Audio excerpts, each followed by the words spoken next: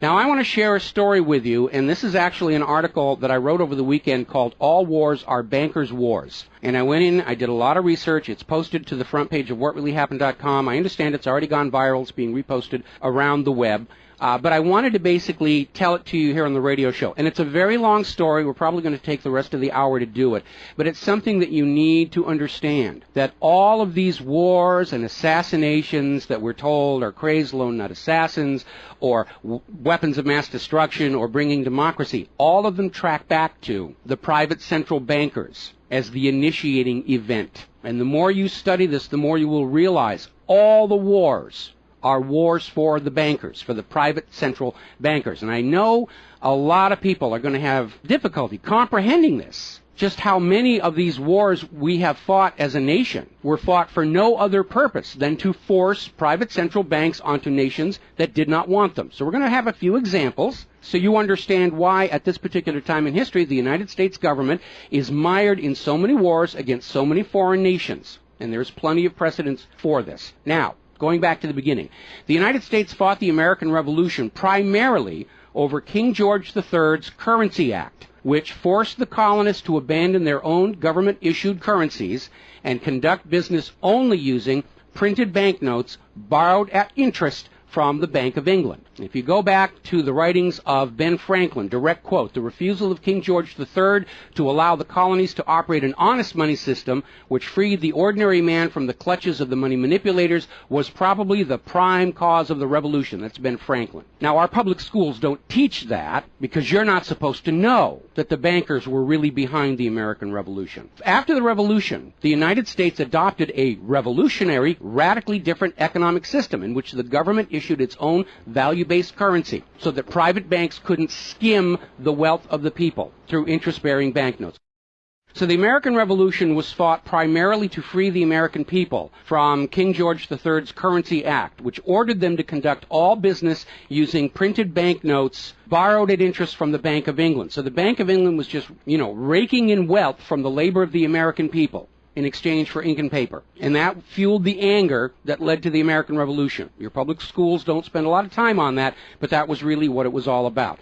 So the revolution was over, the United States was born, but the private bankers are nothing if not dedicated to their schemes to acquire other people's wealth, and they knew full well how easy it is to corrupt a nation's leaders. Now, just 1 year after Mayor Amschel Rothschild had uttered his infamous, "Let me issue and control the nation's money, and I care not who makes the laws," private bankers succeeded in setting up a new private central bank called the First Bank of the United States, largely through the efforts of the Rothschilds' chief supporter in the United States, Alexander Hamilton. Now, this First Bank of the United States was founded in 1791, and by the end of its 20-year charter, the First Bank of the United States had almost ruined the nation's economy while enriching the bank's owners.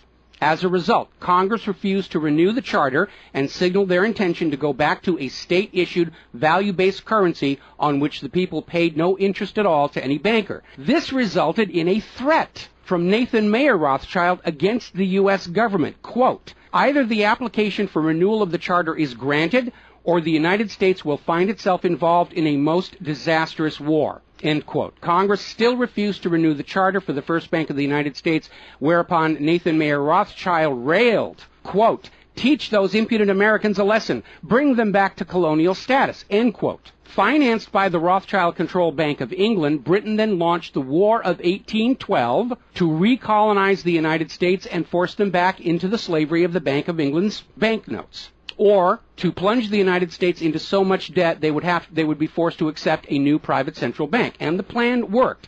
Even though the United States won the War of 1812, Congress was forced to grant a new charter for yet another private bank, issuing the public currency as loans at interest, the Second Bank of the United States. Once again, private bankers were in control of the nation's money supplied and cared not who made the laws or how many British or American soldiers had to die for it. So once again, the nation was plunged into debt, unemployment, poverty by the predations of the private central bank, and in 1832, Andrew Jackson successfully campaigned for his second term as president under the slogan, "Jackson and no bank."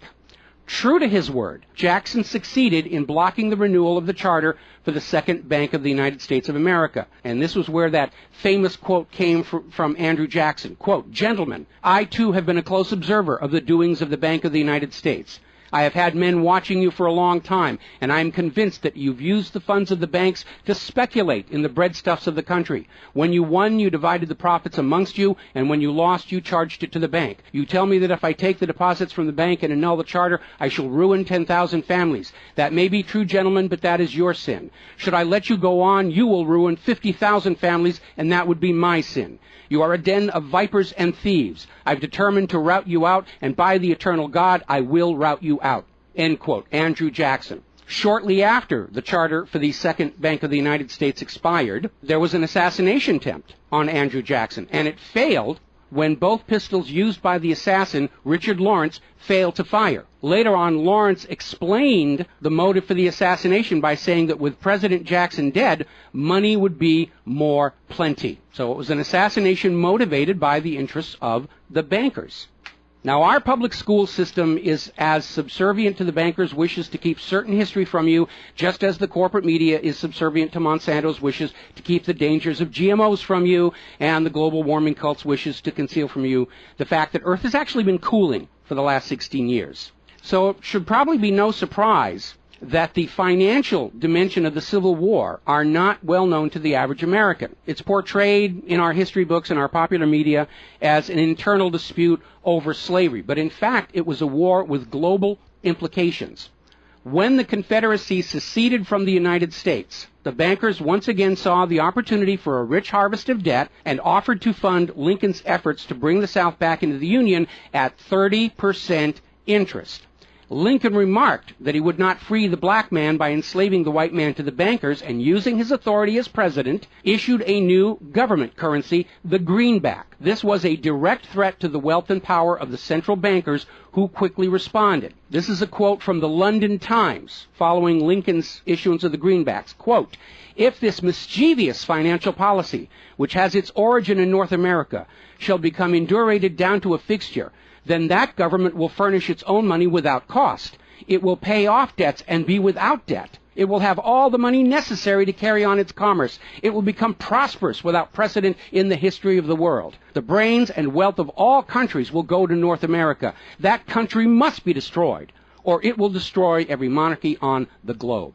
So, goaded by the private bankers, much of Europe supported the Confederacy against the Union, with the expectation that victory over Lincoln would mean the end of the greenback. France and Britain seriously considered an outright invasion on the United States in support of the Confederacy, but they were held at bay by Russia. A little bit of history most Americans don't understand. Russia came to the aid of Lincoln's Union during this crisis. Now, at that time, Russia had just ended their serfdom system, and they had a state central bank similar to the system the United States had been founded on. Now, free of European intervention, the Union won the war, and Lincoln announced his intention to go on issuing the greenbacks. Following Lincoln's assassination, the greenbacks were pulled from circulation, and the American people forced to go back to an economy based on banknotes borrowed at interest from the private bankers.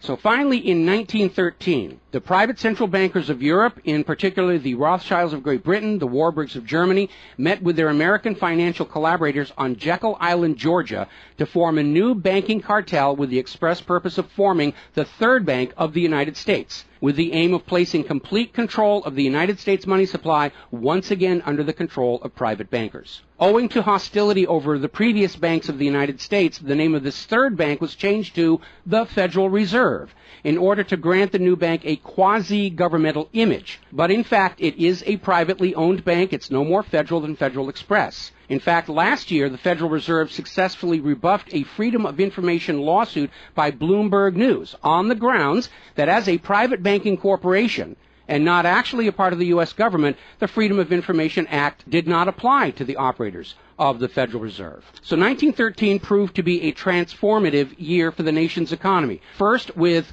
Congress' passage of the 16th Income Tax Amendment and the false claim it had been ratified. Here's another direct quote. "I think if you were to go back and try and find and review the ratification for the 16th Amendment, which was the internal revenue, the income tax, I think if you went back and examined that carefully, you would find that a sufficient number of states never ratified that amendment," end quote. That's U.S. District Court Judge James C. Fox in Sullivan versus United States, 2003. Later that same year, 1913, and apparently unwilling to risk another questionable amendment, Congress passed the Federal Reserve Act over the Christmas holiday in 1913, while members of Congress opposed to the measure were at home. This was a very underhanded deal, as the Constitution explicitly vests Congress with the authority to issue the public currency, does not authorize its delegation, and thus would have required a new amendment to transfer that authority to a private bank. But pass it, Congress did, and President Woodrow Wilson signed it as he promised the bankers he would in exchange for generous campaign contributions. Now, President Wilson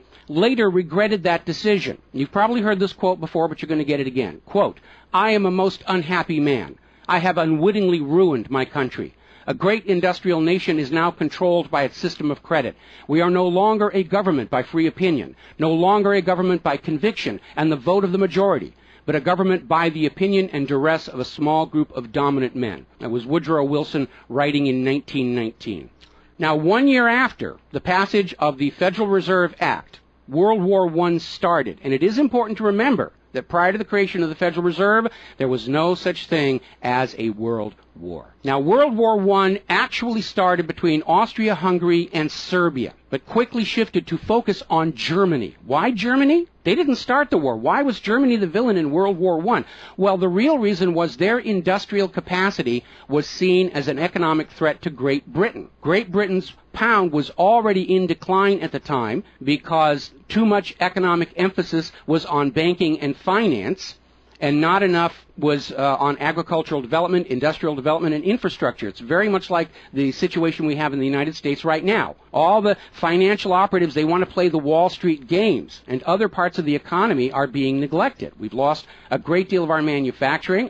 We're not the agricultural exporter we used to be because everybody's over there at Wall Street playing in that giant open-air casino. Now, pre-war Germany did have a private central bank, but it was under strict control by the German government to keep inflation at reasonable levels and to make sure that all of the German economy was being properly funded, just like Putin did with their central bank about a month ago. Under government control by the German government, investment was guaranteed to internal economic development, and as a result, Germany had become a major manufacturing technological power. They were exporting products that Great Britain could not compete with. So in the media of the day, Germany was portrayed as the main opponent of World War I. And not just defeated, it was flattened. Now, following the Treaty of Versailles, Germany was ordered to pay the war costs of all the participating nations, even though Germany had not started that war. This amounted to 3 times the value of all of Germany itself. Germany's private central bank, to which the German government had gone deeply into debt to pay the cost of the wars, was allowed to break free of government control. That led to the massive inflation of the Weimar Republic, followed, permanently trapping the German people in endless debt. And money speculators were running rampant, and it led to these situations where you had literally a whole basket full of paper notes to get a loaf of bread. Now, when the Weimar Republic collapsed economically, it opened the door for the National Socialists to take power. Their first financial move was to issue their own state currency, which was not borrowed from private central banks. It was based on a unit of value, not a unit of debt. Freed from having to pay interest on the money in circulation, Germany blossomed and quickly began to rebuild its industry. It was an amazing transformation to see. The media called it the German miracle. Time magazine lionized Hitler for the amazing improvement of life for the German people and the explosion of German industry, and they even named him Time magazine's Man of the Year in 1938. And then once again, Germany's prosperity and freedom from a private central bank loaning the public currency at interest became a threat to other nations and other powers. I have a couple of quotes here from Winston Churchill that tells you what was really going through the minds of Europe in the years leading up to World War II. Quote, "Should Germany merchandise again," which means do business, "should Germany merchandise again in the next 50 years, we have led this war, World War I, in vain." That was Winston Churchill writing in the Times in 1919. Another quote, "We will force this war upon Hitler if he wants it or not," end quote. Winston Churchill in a 1936 radio broadcast. Quote, "Germany becomes too powerful. We have to crush it," end quote. Winston Churchill in November 1936 speaking to U.S. General Robert Wood. Quote, "This war is an English war, and its goal is the destruction of Germany." Winston Churchill, autumn 1939 broadcast. So it was all about economics and profitability. Now, Germany's state-issued value-based currency was also a direct threat to the wealth and power of the private central banks around the world. And as early as 1933, they started to organize a global boycott against Germany to strangle this upstart ruler who thought he could run his nation without a private central bank. Now, as had been the case in World War I, Great Britain and other nations threatened by Germany's economic power looked for an excuse to go to war. And as public anger in Germany grew over the boycott, Hitler foolishly gave them that excuse. Years later, in a spirit of candor, the real reasons for the war were made clear. Quote, "The war wasn't only about abolishing fascism, but to conquer sales markets. We could have, if we had intended so, prevented this war from breaking out without doing one shot, but we didn't want to." End quote. Winston Churchill to Harry Truman, March 1946. One more quote here. Quote, "Germany's unforgivable crime before World War II was its attempt to loosen its economy out of the world trade system and to build up an independent exchange system from which the world finance couldn't profit anymore. We butchered the wrong pig." End quote. Winston Churchill writing in his book, The Second World War. Now, a little side note, we're going to actually step back in time to the years before World War II. A little bit of history a lot of Americans are still completely unaware of. And it involves a gentleman by the name of Marine Corps Major General Smedley Butler. In 1933, Wall Street bankers and financiers had bankrolled the successful rise to power of Hitler and Mussolini. Brown Brothers Harriman in New York, and they're still there. I saw them when I was there for the 9/11 anniversary. They were financing Hitler right up to the day war was declared with Germany. And these Wall Street financiers decided that a fascist dictatorship in the United States, based on the one Mussolini had in Italy, was going to be far better for their business interests than Roosevelt's New Deal, which threatened massive wealth redistribution to recapitalize the working and middle classes of America. So the Wall Street tycoons recruited General Butler to lead the overthrow of the U.S. government and install a Secretary of General Affairs who would be answerable to Wall Street and not the people, would crush social unrest and shut down all the labor unions. General Butler pretended to go along with the scheme, but then exposed the plot to Congress. So they recruited Marine Corps Major General Smedley Butler to lead this coup d'etat, because Butler was very popular with the soldiers, and his image as part of this move would help convince the military this was the right thing to do. Now, to his credit, Major General Smedley Butler, remembering his oath to the Constitution, pretended to go along with the scheme, but then exposed the plot to the United States Congress. Congress, then as now in the pocket of Wall Street bankers, refused to act. When Roosevelt learned of the planned coup, he demanded the arrest of the plotters, but the plotters simply reminded Roosevelt that if any one of them were sent to prison, their friends on Wall Street would deliberately collapse the still fragile U.S. economy and blame Roosevelt for it. So Roosevelt was unable to do anything about this attempted coup d'etat until the start of World War II, at which time he prosecuted many of the plotters under the Trading with the Enemy Act. Now, mostly it was glossed over, it was just a rumor, unfounded, it's wacko conspiracy theory, but in 1967, the congressional minutes of Smedley Butler's revelation to Congress of the coup were finally released to the public. You ever see this movie 7 Days in May, Kirk Douglas and Burt Lancaster, about an attempted military takeover of the United States of America? It was based loosely on this story. But of course, in the movie, the bankers being behind the Burt Lancaster character was completely removed from the script here. Now, Smedley Butler is also famous for writing a work called War is a Racket. And I would like to read you a quote from that. Quote, "I spent 33 years and 4 months in active military service as a member of our country's most agile military force, the Marine Corps. I served in all commissioned ranks from second lieutenant to major general. And during that period, I spent more of my time being a high-class muscle man for big business, for Wall Street, and for the bankers. In short, I was a racketeer, a gangster for capitalism. I suspected I was just part of a racket at the time. Now I'm sure of it. Like all members of the military profession, I never had an original thought until after I left the service. My mental faculties remained in suspended animation while I obeyed the orders of the higher-ups. This is typical with everyone in the military service. Thus, I helped make Mexico and especially Tampico safe for American oil interests in 1914. I helped make Haiti and Cuba a decent place for the National City Bank boys to collect revenues in. I helped in the raping of half a dozen Central American republics for the benefit of Wall Street. The record of racketeering is long. I helped purify Nicaragua for the international banking house of Brown Brothers in 1909 through 1912. I brought light to the Dominican Republic for American sugar interests in 1916. In China in 1927, I helped see to it that the Standard Oil went its way unmolested. During those years, I had, as the boys in the back room would say, a swell racket. I was rewarded with honors, medals, and promotion. Looking back on it, I feel I might have given Al Capone a few hints. The best he could do was operate his racket in 3 city districts. I operated on 3 continents. General Smedley Butler, former U.S. Marine Corps Commandant, and he wrote that in 1935. Now moving forward here. As president, John Fitzgerald Kennedy understood the predatory nature of private central banking. He understood why Andrew Jackson fought so hard to end the second bank of the United States. So Kennedy wrote and signed Executive Order 11110, which ordered the U.S. Treasury to issue a new public currency called the United States Note. Now, Kennedy's United States notes were not borrowed from the Federal Reserve. They were created by the U.S. government and backed by the silver stockpiles held by the U.S. government. It represented a return to the system of economics the United States had been founded on, and it was perfectly legal for Kennedy to do so under the Constitution.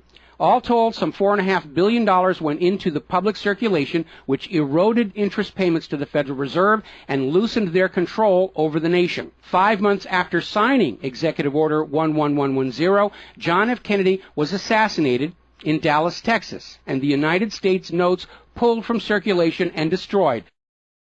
Following Kennedy's assassination, John J. McCloy, president of the Chase Manhattan Bank and president of the World Bank, was named to the Warren Commission. Now, I don't care how good a banker he is, he's not qualified to be investigating a murder, which is what we were told the Warren Commission was all about, to get the truth of the assassination. But we all know that the Warren Commission was there to cover up what was going on, and obviously we can presume safely that John J. McCloy's presence on the Warren Commission was to make sure the American public never got even a hint of the financial dimensions behind the assassination. So, as we enter the 11th year of what I am certain future history will most certainly describe as World War III, we need to examine the financial dimensions behind all these wars. Why are we here? Why are our children being killed and crippled? Is this another war for the profit of the private central bankers? And the answer is yes. Now, toward the end of World War II, when it became obvious that the Allies were going to win and dictate the post-war political environment, the major world economic powers met at Bretton Woods, a luxury resort in New Hampshire, in July of 1944, and they hammered out the Bretton Woods Agreement for international finance. The British pound lost its position as the global trade and reserve currency to the U.S. dollar. There are indications this was part of the price demanded by Roosevelt in exchange for the U.S. entry into the war. Now, absent the economic advantages of being the world's go-to currency, Britain was forced to nationalize their Bank of England in 1946. The Bretton Woods Agreement, ratified in 1945, in addition to making the dollar the global reserve and trade currency, obligated the signatory nations to tie their currencies to the dollar. The nations that ratified Bretton Woods did so on 2 conditions. The first was that the Federal Reserve would refrain from overprinting the dollar, basically as a means to loot real products and produce from other nations in exchange for ink and paper. It basically was an imperial tax imposed by the U.S. economic system on the rest of the world. That assurance of no overprinting was supposedly backed up by the second requirement, which was that the U.S. dollar would always be convertible back to gold by the U.S. government at $35 an ounce. Now, of course, the Federal Reserve, being a private bank and not answerable to the U.S. government, did in fact start overprinting paper dollars, which were sent to other nations around the world, and under Bretton Woods, they had to send back products and produce and raw materials at full value. And much of the perceived American prosperity of the 1950s and 60s was the result of these foreign nations having to send real raw materials, goods, produce, back to the United States in exchange for these little pieces of paper with ink all over them, because they were forced to accept these paper notes as being worth $35 per ounce of gold. Then in 1970, France started looking at this huge pile of printed paper notes sitting in their bank vaults, for which real French products like wine and cheese had been traded, and it notified the United States government that they would exercise their option under Bretton Woods to return all those paper notes for gold at the agreed-upon $35 per ounce exchange rate. The problem was the United States had nowhere near the gold to redeem all those paper notes. So on August 15, 1971, Richard Nixon temporarily, nudge, nudge, wink, wink, say no more, suspended gold convertibility of the U.S. Federal Reserve notes. This Nixon shock, as it was termed at the time, effectively ended Bretton Woods, and many global currencies started to delink from the U.S. dollar. And it created another problem, because the United States had been collateralizing their loans, money borrowed from other governments and foreign investors, with the American nation's gold reserves. And with the awareness that there wasn't enough gold to redeem all the Federal Reserve notes, lenders to the U.S. were starting to wonder, did the U.S. government have enough gold to collateralize their outstanding debts? Foreign nations began to get very nervous about the loans to the United States, and they were understandably reluctant to loan any additional money without some form of collateral. So what Richard Nixon did is he founded the environmental movement with the EPA and its various programs like wilderness zones and roadless areas and heritage rivers, wetlands, and all these other little different programs, which all took vast areas of public lands and made them off limits to the American people, who are technically the owner of all those lands. But Nixon had no concern for the environment, and the real purpose of this land grab, under the guise of the environment, was to pledge those pristine lands and their vast mineral resources as collateral on the outstanding national debt. The multitude of all these different programs was simply to conceal the scale of the land grab and collateralization of the American people's heritage. And it actually today covers almost 25% of the entire nation, is now locked up by these EPA programs and pledged as collateral on government borrowing. Now, with open lands, available lands for collateralization already in short supply, the U.S. government embarked on a new program to shore up sagging international demand for the dollar. The United States approached the world's oil-producing nations, mostly in the Middle East, and offered them a deal. In exchange for only selling their oil for dollars, the United States would guarantee the military safety of those oil-rich nations. The oil-rich nations would agree to spend and invest their U.S. paper dollars inside the United States, particularly in U.S. Treasury bonds, which would be redeemable through future generations of U.S. taxpayers. The concept was labeled the petrodollar. In effect, the United States, no longer able to back the dollar with gold, was now backing it with oil, other people's oil. And that necessity to keep control over those oil nations to prop up the dollar has dominated America's foreign policy in the region ever since. But as America's manufacturing and agriculture has declined, the oil-producing nations faced a dilemma. Like France, they've got piles and piles of these paper notes and treasury bonds piling up in their vaults, and there really wasn't all that much except real estate they wanted to buy from the United States of America. Europe's cars and aircraft were superior and less costly. In more recent times, America's experiment with GMO food crops has led a lot of nations to simply avoid buying U.S. agricultural exports. Israel's constant belligerence against its neighbors has caused the oil-producing nations to wonder if the U.S. could actually keep their end of the petrodollar arrangement. So oil-producing nations started to talk of selling their oil for whatever currency the purchasers wanted to pay. Iraq, already somewhat hostile to the United States following Desert Storm, demanded the right to sell their oil for euros in 2000. In 2002, the United Nations agreed that Iraq had a right to sell their oil for euros under the Oil for Food program. 1 year later, 2003, the United States reinvaded Iraq, lynched Saddam Hussein, and placed Iraq's oil back on the world market, only available for U.S. dollars. Now, the clear U.S. policy shift following 9/11, away from at least attempting to appear to be an impartial broker of peace in the Mideast to one of unquestioned support for Israel's aggressions, only further eroded confidence in the petrodollar deal, and even more oil-producing nations started openly talking of trading their oil for other global currencies. So over in Libya, Muammar Gaddafi had instituted a state central bank and a value-based trade currency, the gold dinar. Gaddafi then announced that Libya's oil was for sale, but only for the gold dinar. Other African nations, seeing the rise of the gold dinar and the euro, even as the U.S. dollar continued its inflation-driven decline, flocked to the new Libyan currency for trade. This move had the potential to seriously undermine the global hegemony of the dollar. French President Nicolas Sarkozy reportedly went so far as to call Libya a threat to the financial security of the world. So the United States invaded Libya under the guise of supporting a popular rebellion. They brutally murdered Gaddafi, apparently because the object lesson of Saddam's lynching had not been enough of a message, imposed a private central bank, and returned Libya's oil output to dollars only. The gold that was supposed to be made into the gold dinars, as of the last report I could find, unaccounted for. Now, according to General Wesley Clark, the master plan for the dollarification of the world's oil nations included 7 targets: Iraq, Syria, Lebanon, Libya, Somalia, Sudan, and Iran. Venezuela, which has started selling their oil to China for the yuan, seems to be a late addition. What is notable about those original 7 nations targeted by the U.S. is that none of them are members of the Bank of International Settlements. This is the private central banker's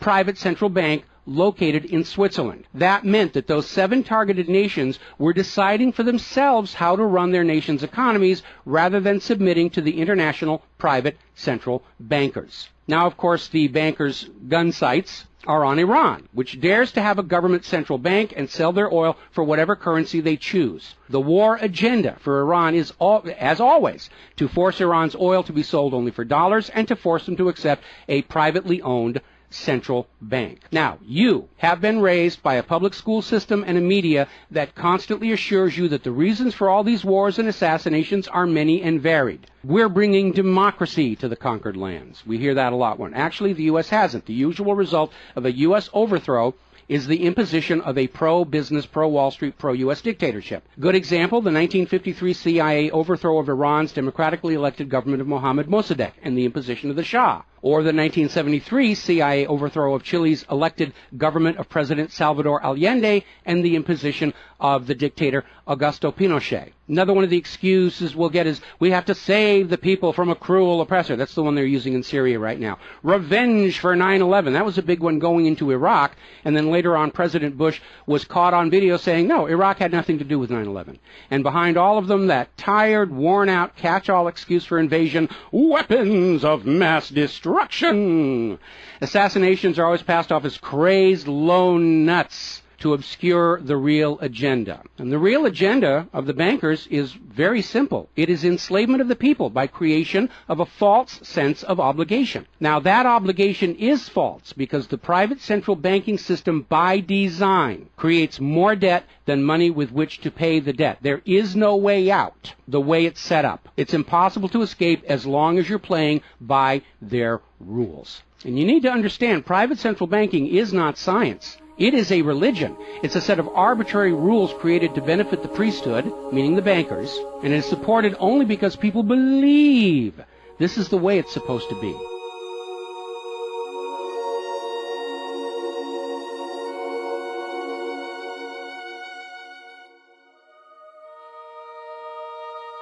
It is a religion.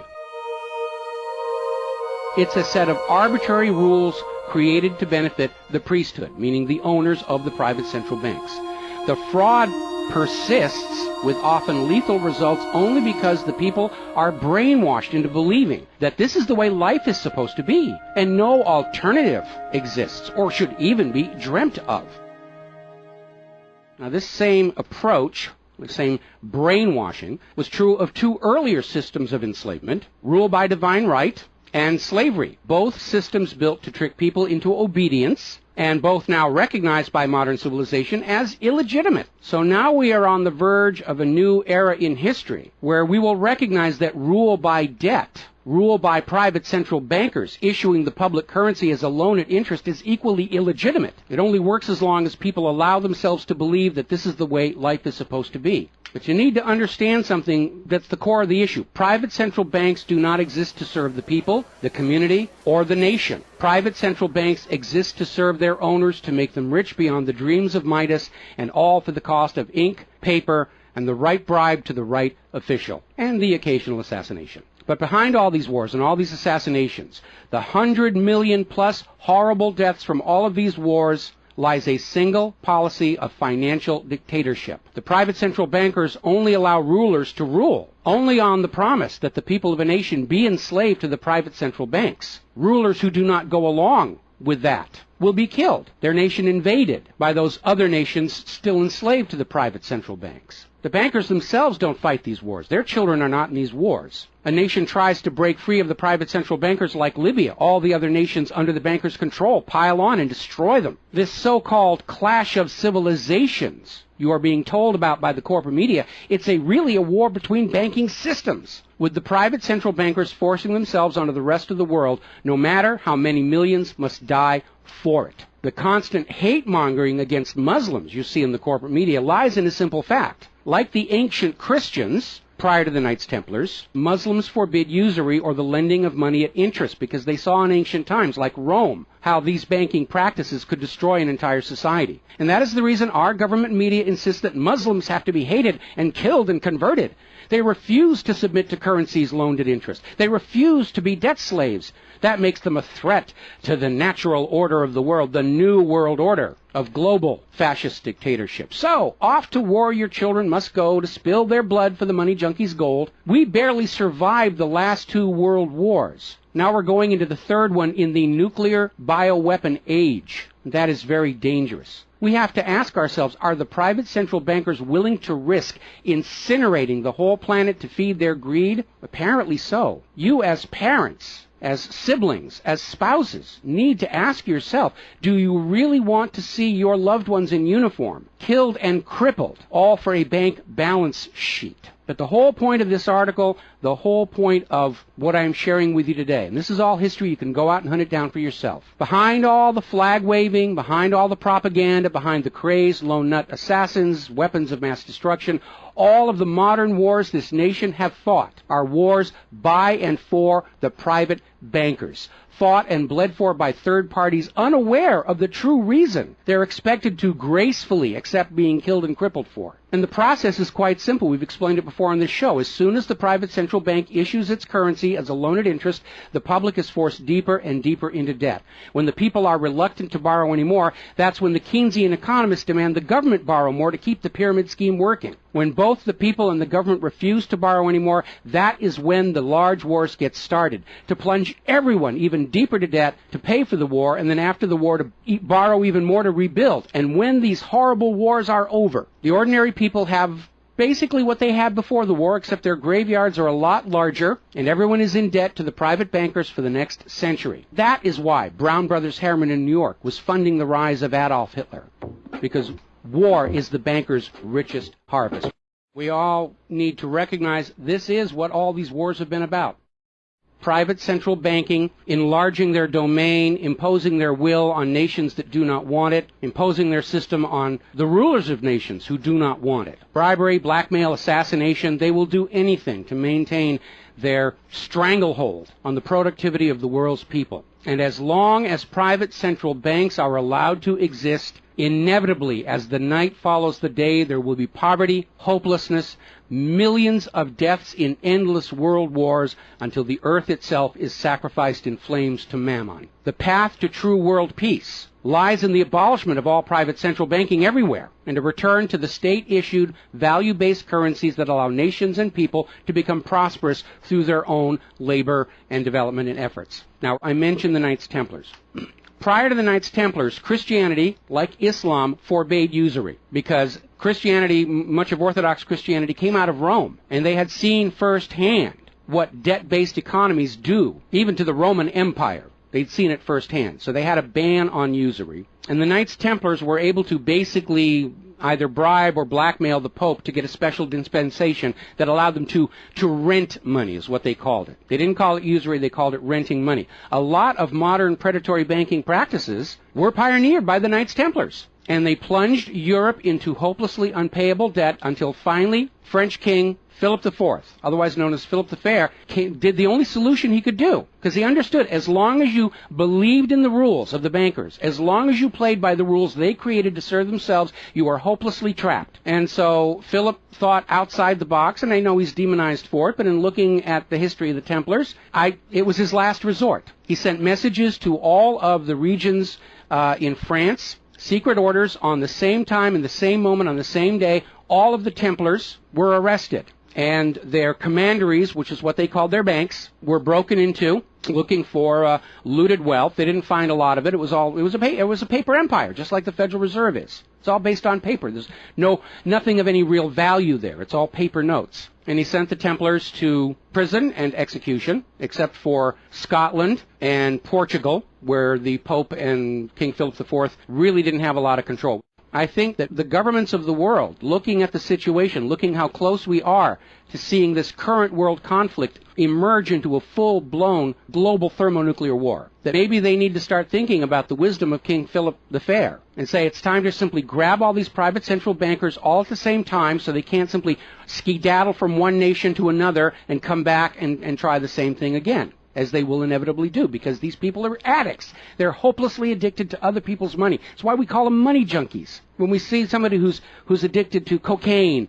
or methamphetamine or heroin, and we can easily see how they're destroying their home and community around them. Now we need to look at these money addicts and look at how they're destroying the entire world around them. And it's time for an intervention. It's time for us to become private central banking heretics, to stop believing that this is the way life is supposed to be, because it isn't. It isn't even the way the United States was actually started. And they're trying as hard. Look at the destruction of our nation. We used to be the world's greatest nation. Now the most generous estimate is we're down to number 16 and still falling. And yet, despite the destruction to our nation, its infrastructure, its children, its quality of medical care, the quality of its manufacturing output, we still are compelled somehow to go out and force this same banking system onto the rest of the world at the point of a bayonet. Does that make any sense at all? Not to a rational human being. To a money junkie, yeah, it's perfect. But we're really at a crisis point in history. And the first step to resolving that crisis, to not let it go any further into a potential nuclear war, is to recognize that private central banking, ruled by manufactured illusion of debt, is no more legitimate a system of governance